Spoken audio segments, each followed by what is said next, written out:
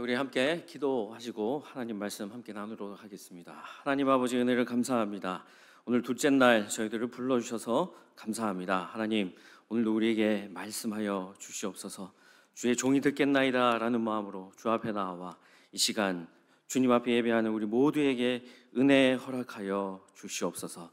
모든 말씀 감사드리며 예수님의 이름으로 기도합니다. 아멘.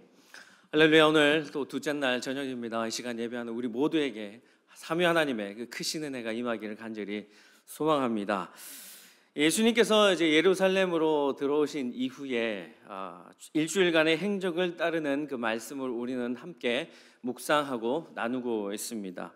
어제 말씀대로 모든 일들이 이제 이 목요일 저녁에 일어난 일들인데요. 장소는 겟세마네 동산입니다. 그곳에서 기도하신 예수님, 하나님 아버지의 뜻에 자신의 뜻을 복종시키는 기도를 드리셨습니다. 나의 원대로 마옵시고 아버지의 원대로 하옵소서.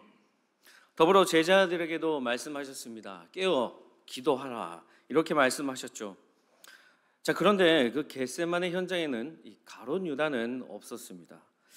그는 예수님을 어떻게 그 유대 종교 지도자들에게 나눠줄까 그들과 모의하고 있느라고 그 현장에, 그 역사적인 현장에 없었던 것이죠.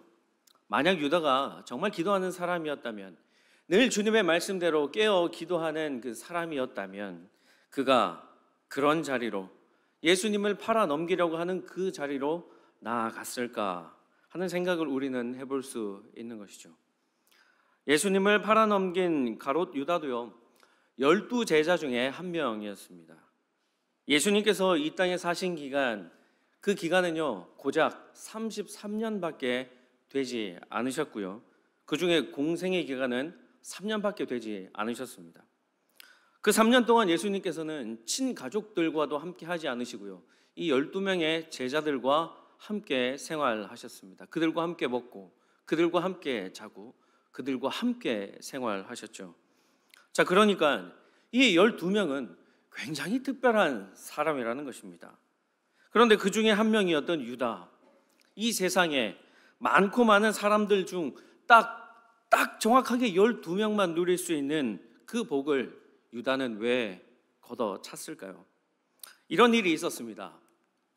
요한복음 12장 3절에서 6절까지 기록되어져 있는데요, 3절부터 읽어보겠습니다. 마리아는 지극히 비싼 향유 곧 순전한 나드 한 근을 가져다가 예수의 발에 붓고 자기 머리털로 그의 발을 닦으니 향유 냄새가 집에 가득하더라.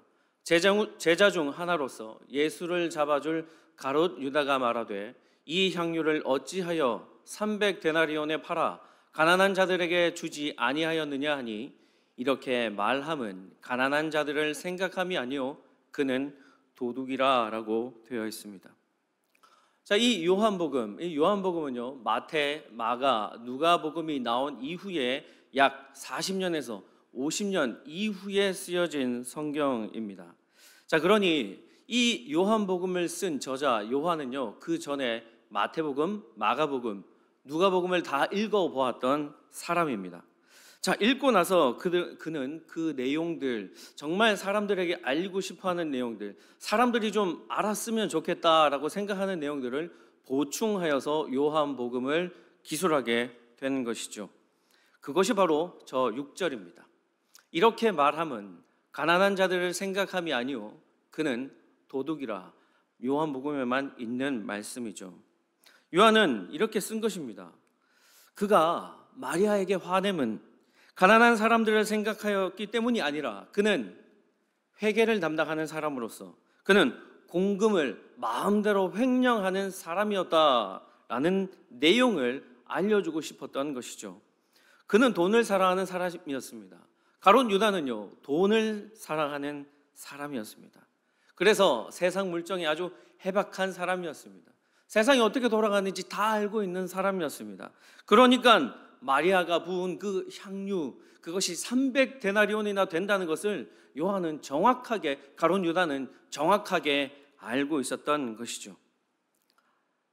300데나리온, 일반인들 1년 연봉에 해당하는 돈입니다. 그러니 그것이 아까웠던 것이죠.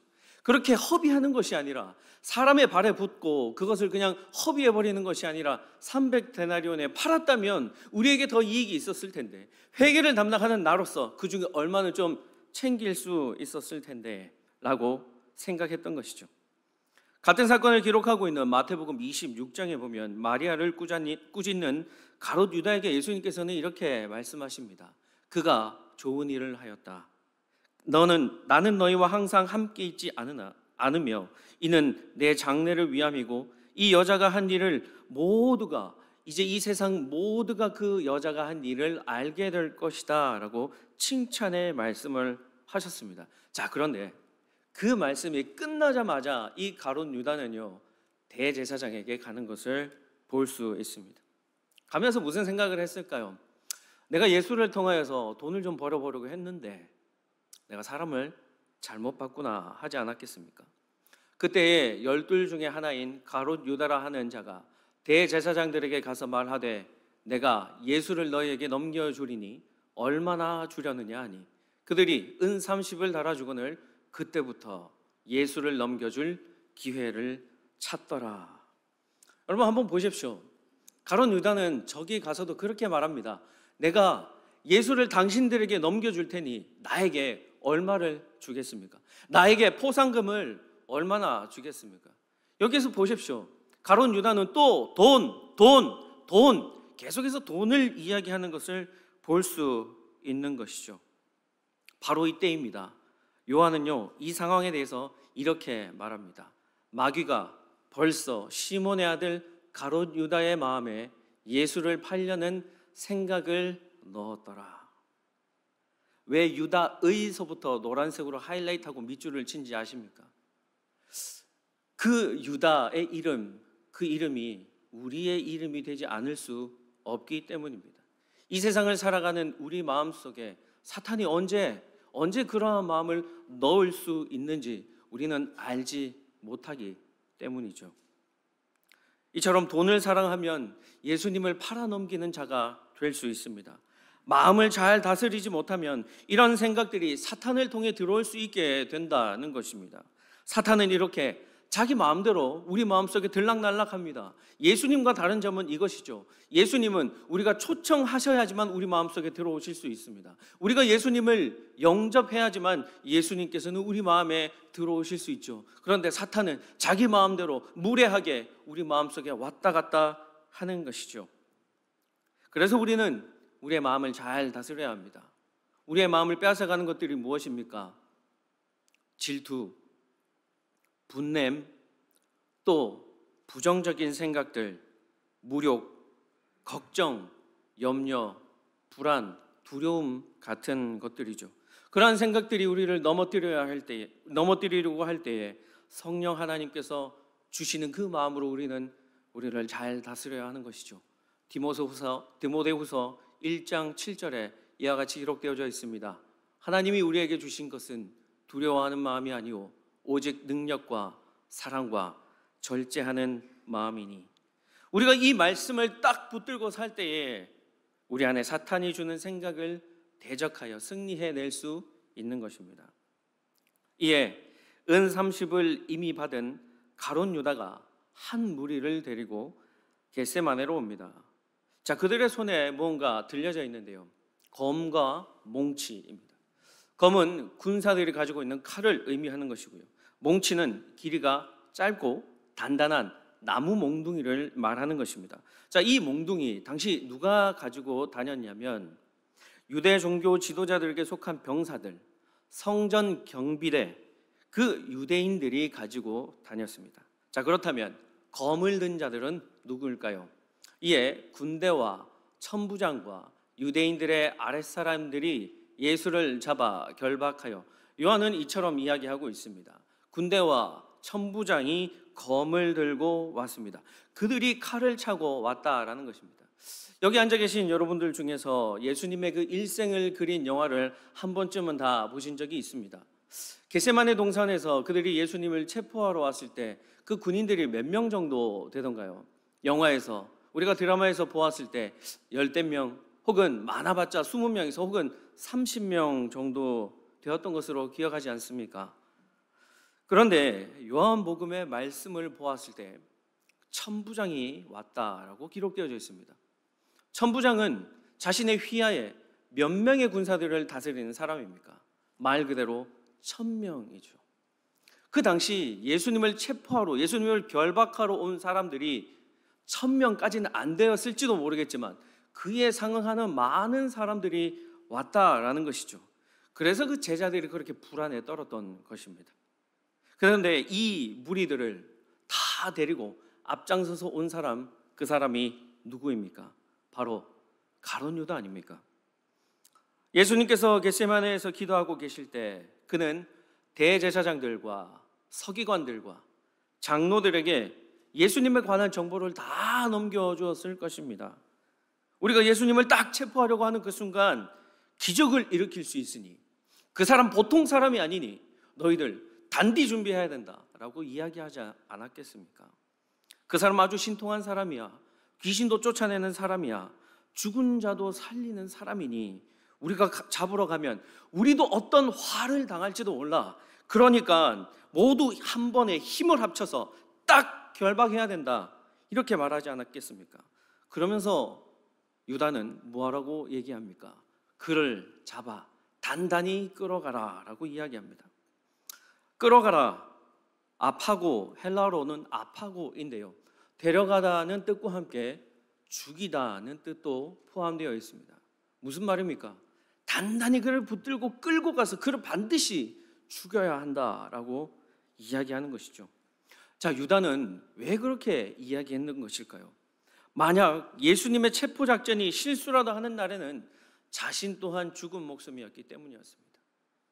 예수님에게 혼나든 예수님에게 벌을 받아 죽든 아니면 나머지 11명의 제자가 너 어떻게 그럴 수가 있냐 해서 그들에게 매를 맞아 죽던, 아니면 그 체포작전이 실패로 돌아가 유대 종교 지도자들에게 벌을 받아 사형을 당하든 그는 어떻게든 이래도 죽고 저래도 죽는 상황이었기 때문에 반드시 그 체포작전을 성공해야만 했던 것이죠.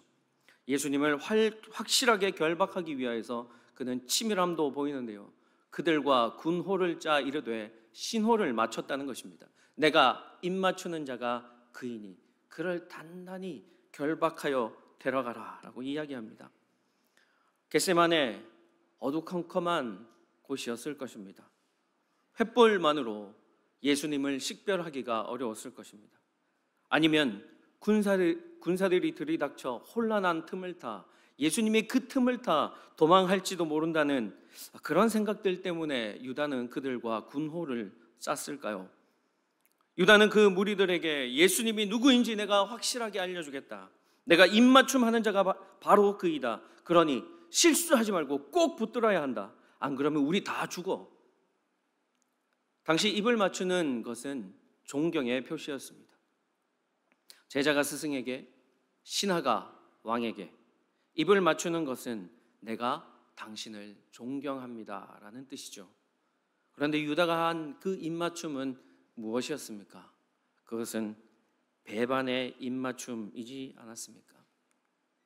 45절과 46절에 이에 와서 곧 예수께 나와 라삐여 하고 입을 맞추니 그들이 예수께 손을 대어 잡거늘.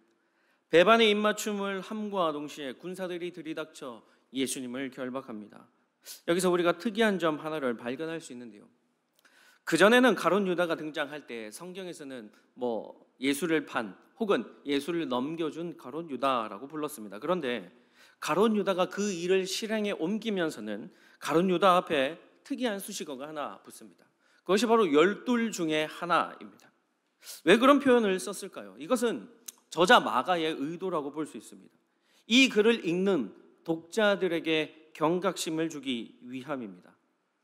마태복음은 그의 동족인 유대인들을 염두에 두고 쓴 글이지만 이 마가복음은 이방인으로서 그리스도교로 개종한 로마인들을 위해 쓴 그 글입니다. 로마인들은 황제를 신으로 숭배하지 않습니까? 그런 사람들이 개종을 해서 하나님을 나의 주, 나의 그리스도로, 나의 신으로 고백하는 것, 그것은 우리가 생각하는 것보다 훨씬 더 힘들었습니다. 이처럼 개종을 한 사람들이 로마 황제를 숭배하다가 이제 하나님을 신으로, 유일한 신으로 믿겠다라고 개종한 그 사람들이 로마 정부에 의해서, 로마 군인에 의해서 발각이 되면 죽음을 면치 못했습니다. 그리스도교로 개종하는 것은 곧 죽음과 같은 의미였기 때문이죠. 우리는 지금 이 자리에 앉아서 이렇게 편하게 이야기할 수 있지만 당시로서는 목숨과 나의 모든 삶과 맞바꾸는 일이었다는 것이죠. 그런 심한 박해를 이유로 다시 자신이 믿었던 종교로 되돌아가는 사람들이 많았기에 이 복음서를 읽는 사람들 중에서도 그러한 사람들이 나올 수 있다는 것을 염두에 두고 마가가 쓴 것이죠. 돈을 사랑함으로 때로는 예수를 모른다 하고 나의 유익을 위해서 믿음을 저버리는 사람이 있을 수도 있으니 경계합시다라는 의미로 이 글을 쓴 것이죠.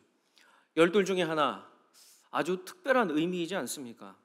이 지구상에서 아주 많은 사람들 중에 딱 12명밖에 되지 않습니다. 그 12 중에 포함되었다는 것은 굉장히 특별한 의미이지만 환난과 핍박, 그리고 세상의 유혹 속에서 신앙을 지키는 것이 그만큼 어렵다는 것을 말씀해주고 있는 것이죠.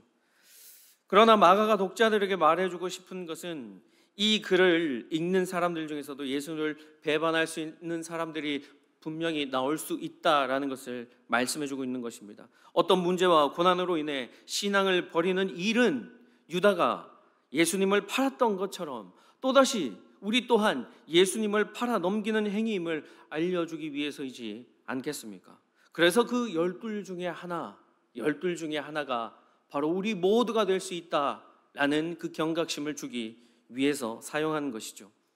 만약 오늘날 이 땅을 살아가는 신앙인들 가운데에서도 내가 불리할 때, 내 형편이 어려울 때에 말씀대로 사는 것이 너무나 힘들고 귀찮을 때, 말씀이 내 삶에 와서 딱 부딪힐 때에, 또는 잠시 신앙을 버리는 일이 내게 유익이 된다면, 잠시 눈 한번 질끈 감고 믿음을 저버리는 일이 내게 많은 부를 가져다 줄 수 있는 그러한 일이라면 내가 과연 이 문제에서 자유할 수 있을까? 나는 그 믿음을, 나는 그 신앙을 온전히 굳건히 지킬 수 있을까? 마가복음의 저자가 오늘 저와 여러분에게도 던지는 질문이지 않겠습니까? 그러나 우리에게 희망을 주는 사실은 이것입니다. 저와 여러분은 예수님을 나의 주, 나의 그리스도로 고백합니다. 그러나 가룟 유다는 단 한 번도 예수님을 나의 주, 나의 주님이라고 고백한 적이 없습니다. 그는 예수님을 부를 때 항상 선생님, 라비여 했다라는 것이죠. 그의 삶에 있어서 예수님께서 단 한 번도 주인이 된 적이 없다는 것을 의미하는 것이죠. 그러나 우리의 삶의 주인이신 예수님이심을 고백하는 저와 여러분에게는 주님께서 그 크신 사랑과 은혜와 자비를 언제나 베풀어 주시는 것이죠. 그래서 우리가 고통당할 때에도, 우리가 고통당하기 전에 늘 언제나 피할 길을 내어주시는 예수 그리스도를 나의 주인으로 모시고 살고 있기 때문에 우리는 그 모든 유혹에서 넉넉히 이겨낼 수 있는 것입니다. 이에 47절입니다. 곁에 서 있는 자 중에 한 사람이 칼을 빼어 대제사장의 종을 쳐 그 귀를 떨어뜨리니라. 앞서 말씀드렸습니다. 칼은 로마 군인들만 가지고 있었습니다. 식민 통치를 받고 있는 나라의 백성들은요, 무기를 가질 수 없었습니다. 그것은 불법이었습니다. 요한복음에서는 칼로 대제사장의 종의 귀를 친 제자를 베드로라고 기록하고 있으며, 의사인 누가는요, 그가 쓴 복음에서 그 귀가 오른쪽 귀라 명시하고요, 예수님께서 그 귀를 낫게 하여 주셨다라고 의사답게 아주 자세히 기록하고 있는 것을 볼 수 있는데요. 자, 그렇다면 마태복음에서는 뭐라고 하는지 한번 볼까요? 이에 예수께서 이르시되 내 칼을 도로 칼집에 꽂으라. 칼을 가지는 자는 다 칼로 망하느니라 라고 말씀하십니다. 칼은 로마 군사들만 가지고 있는 것입니다.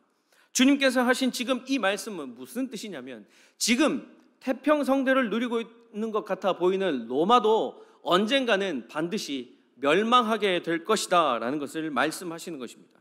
천부장과 로마 군사들이 칼을 가지고 왔습니다. 만약 그들이 가지고 온 칼, 그 칼에 예수님께서도 무력으로, 예수님께서도 기적으로 맞서셨다면 그 12군단이 넘는 그 천사들을 보내셔서 그들을 맞설 수 없는 분이 아니셨다는 것이죠. 예수님께서는 저와 같이 충분히 맞설 수 있는 분이셨습니다. 그러한 능력이 있으신 분이었습니다. 인간적인 계략과 방편으로 군호를 짜서 신호를 맞춰서 예수님에게 입을 맞추고 군사들이 검과 몽치를 가지고 와도 하나님 아버지의 때가 아니었다면, 하나님 아버지의 때가 지금이 아니었다면 예수님을 결코 그들은 결박할 수 없었던 것이죠. 자, 그렇다면 예수님께서는 왜 순순히, 왜 그토록 잠잠한 양같이 잡혀주셨던 것일까요? 그 이유에 대해서 본문 48절과 49절에서는 이렇게 이야기합니다. 현대인의 성경입니다. 예수님은 그들을 보시고 이렇게 말씀하셨다. 내가 마치 강도라도 되는 것처럼 너희가 칼과 몽둥이를 들고 나를 잡으러 왔느냐? 내가 날마다 너희와 함께 성전에 있으면서 가르칠 때는 너희가 나를 잡지 않았다. 그러나 이런 일이 일어나게 된 것은 성경 말씀을 이루기 위해서이다. 예수님께서는 분명하고도 단호하게 이와 같은 일이 일어나게 된 것은 성경 말씀, 즉 하나님의 말씀을 이루기 위해서이다 라고 말씀하십니다. 저 무리들이 예수님을 잡을 때 마치 아주 험악한 범죄자라도 되는 것처럼 검과 몽치를 가지고, 칼과 몽둥이를 가지고 올 때조차 예수님께서는 하나님의 뜻, 성경에 기록된 그 말씀, 그것을 그 일에, 그 말씀에 순종하셨던 것이죠. 원하시기만 한다면 얼마든지 피할 수 있으셨습니다. 그럼에도 불구하고 그것은 하나님 아버지의 뜻이 아님을 예수님께서는 알고 계셨기에 예수님께서는 그 자리를 피하지 않으시고 묵묵히 자기 자신을 내어주고 계셨던 것이죠. 그런 의미에서 결국 유다의 배반으로부터 시작된 고난이었지만 예수님의 고난은 오직 성경에 기록된 대로 열방을, 모든 민족을 구원하시고자 하는 하나님의 그 섭리 안에 있었다는 것입니다. 겟세마네의 처절한 기도 속에서 고난의 잔을 받아들이셨기에 예수님의 마음은 죽음 앞에서 태연하실 수 있었던 것입니다. 예수님은 침착하셨고 베드로가 칼을 휘두르며 저항할 때에도 그것을 탈출의 기회로 삼지 않으셨던 것이죠. 오히려 탈출의 기회는 그 옆에 있던 제자들에게로 돌아갑니다. 본문 50절입니다. 제자들이 다 예수를 버리고 도망하니라. 이렇게 예수님께서 체포되는 순간, 불과 얼마 전까지만 하더라도 예수님과 함께 죽겠습니다, 죽음의 자리까지 제가 나아가겠습니다 라고 호언장담했던 제자와 그 옆에 있었던 모든 제자들이 한 행동은 무엇인지 아십니까? 다 도망갔다는 것입니다. 도망하다, 헬라어로 사라지다 라고도 해석할 수 있습니다. 그들 모두가 그곳에 있었던 12명이 다 연기처럼 사라졌다라는 것이죠. 이어서 51절과 52절입니다. 한 청년이 벗은 몸에 베옷 이불을 두르고 예수를 따라가다가 무리에게 잡히매 베옷 이불을 버리고 벗은 몸으로 도망하니라. 마지막 순간까지 주님 곁을 따라가던 한 사람이 있었습니다. 그렇지만 그 역시 옷 이불만 두른 채 예수님을 쫓아다가다가 군인들에게 붙잡히자 그 베옷 이불을 버리고 벗은 몸으로 도망치고 맙니다.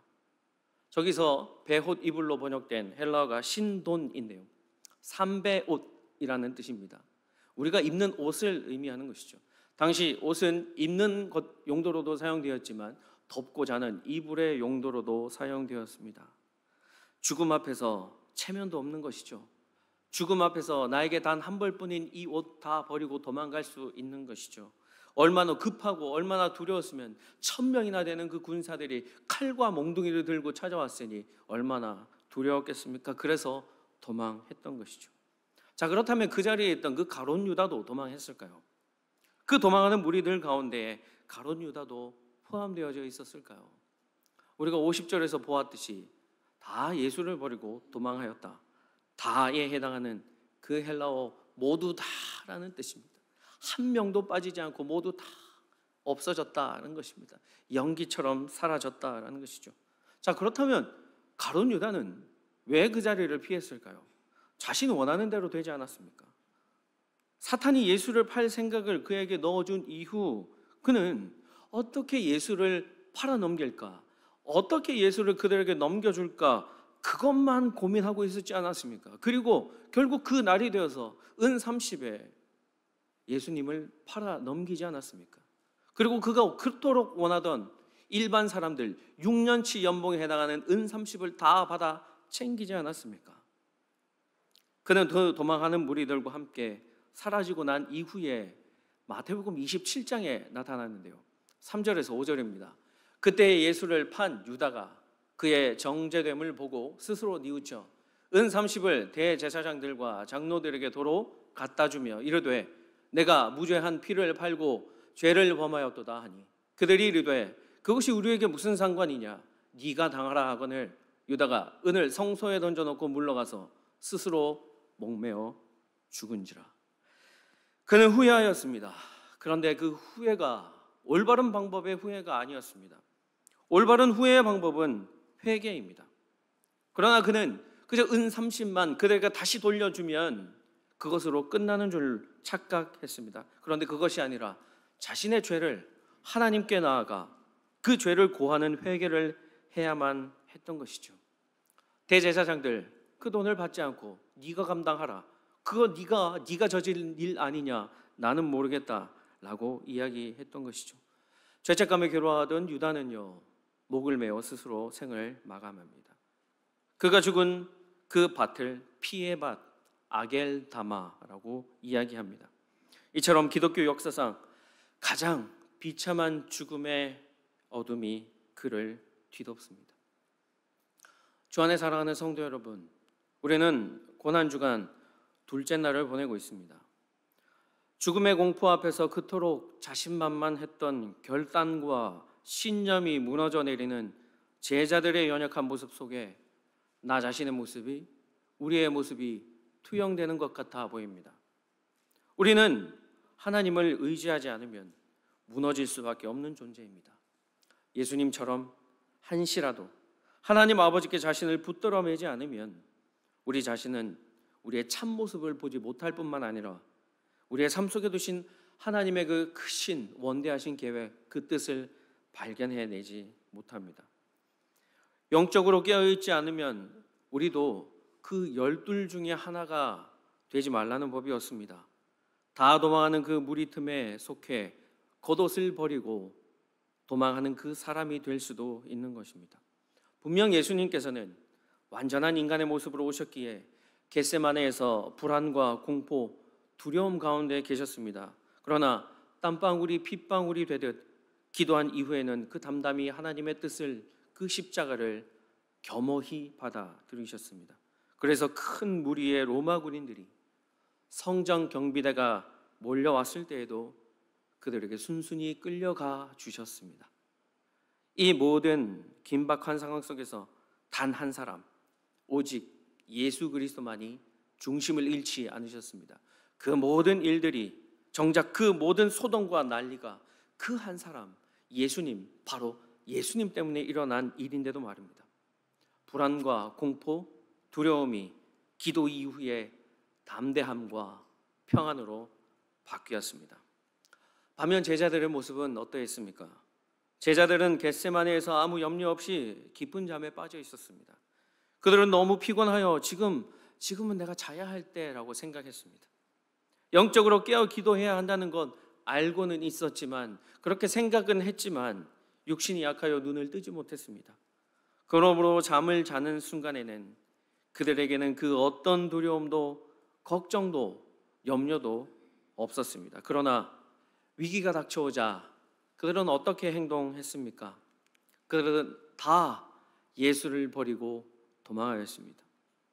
12명 중에 하나를 포함한 그 12 모두가 다 예수님을 버리고 연기처럼 사라졌습니다. 도망가기 전에 칼을 빼어든 베드로처럼 하나님의 뜻과 계획으로부터 나오지 않은 모든 신념과 그 욕심들을 이 땅을 살아가기 위한 방법으로, 세상의 방법으로 이루려고 하는 실수와 실패를 저질렀으나 예수님께서는 그 상황마저도 다스려 주십니다. 그리고 아무 저항도 하지 않으시며 무기력하게 잡혀가는 그 모습을 본 그 12명 모두 다 뒤도 돌아보지 않고 연기처럼 사라져 버렸습니다. 그들은 도망가면서 무슨 생각을 했을까요? 내가 그럴 줄 알았어. 내가 사람을 잘못 봐도 한참을 잘못 봤네. 내가 어쩌자고 저 사람을 3년이나 따라다녔을까? 정말 죽는 줄 알았네. 이런 생각을 했을까요? 아니면 주님, 정말 죄송하지만 오늘은 도망갔다가 내일 다시 오겠습니다 라고 했을까요? 겟세마네에서 기도, 예수님의 기도의 모습과 제자들의 모습이 참 대비됩니다. 무리들이 예수님을 체포하러 왔을 때 예수님의 순종하시던 그 모습과 제자들이 도망하는 그 모습이 정확하게 대비됩니다. 이 모든 일은 성경을 이루려 함이니라. 예수님께서 모든 것이 하나님의 뜻 안에 있다는 것을 받아들이셨습니다. 어떻게 그렇게 하실 수가 있으셨을까요? 조금 전까지 죽을 것 같은 마음으로 간절히 기도하셨던 그 기도의 자리, 하나님과의 그 독대의 자리로 나가셨기 때문입니다. 그래서 이제는 아버지의 그 뜻을 알고 그 두렵고 끔찍한 십자가의 길을 받아들이시고 이제 평안하고 당당한 모습으로 그 십자가의 자리에 홀로 나아가십니다.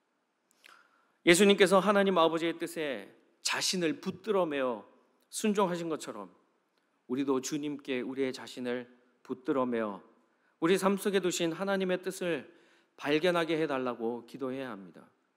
겟세마네의 기도가 지금 이 순간 우리에게 필요합니다. 하나님의 뜻을 발견한 이후 아버지의 뜻에 기꺼이 순종하셨던 예수님의 마음과 그 뜻이 우리의 삶 속에서도 이루어지기를 소원하는 기도가 끊이지 않게 해야 될 것입니다. 주 안에 사랑하는 여러분, 기도는 노동입니다. 기도는 힘든 것입니다. 그러나 기도는 우리로 하여금 하나님의 뜻을 발견할 수 있게 해줍니다. 날 위해 세우신 하나님 아버지의 뜻을 발견하는 시간이 바로 기도의 시간입니다. 기도는 나의 뜻을 관철시키는 시간이 아닙니다. 또한 기도는 그분의 희생을 깨닫는 시간입니다.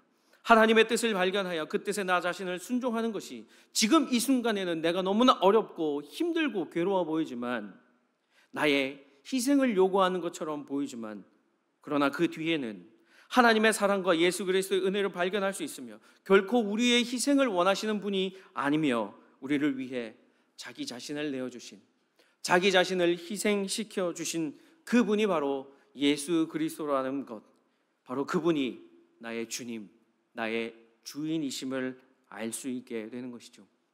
고난주간에 우리에게 주신 메시지, 아버지의 뜻과 계획에 나의 뜻을 일치시키는 기도를 하신 그 예수님을 본받아 우리도 기도의 자리로 나아가는 저와 여러분 되시길 주님의 이름으로 간절히 축복드립니다. 시간 함께 기도하시겠습니다. 거룩하고 존귀하신 하나님 아버지, 오늘도 우리에게 말씀하여 주셔서 감사합니다. 겟세마네의 고통스러운 기도 중에 예수님을 팔 생각을 한 가룟 유다의 모습을 반면교사 삼게 해주셔서 감사합니다. 나의 유익을 위해서 예수님을 버리고 도망가지 않도록 우리를 붙들어 주심에 감사합니다. 사탄이 넣는 생각, 그 교활한 마음을 이길 수 있는 길은 온전하신 하나님의 뜻을 발견하는 기도임을 알려주셔서 감사합니다. 기도로 나 자신의 의를 꺾을 수 있도록 도와주시며 주님과 동행하며 살아갈 수 있는 은혜를 허락하여 주시옵소서. 이 모든 말씀 예수님의 이름으로 기도합니다. 아멘. 우리 오늘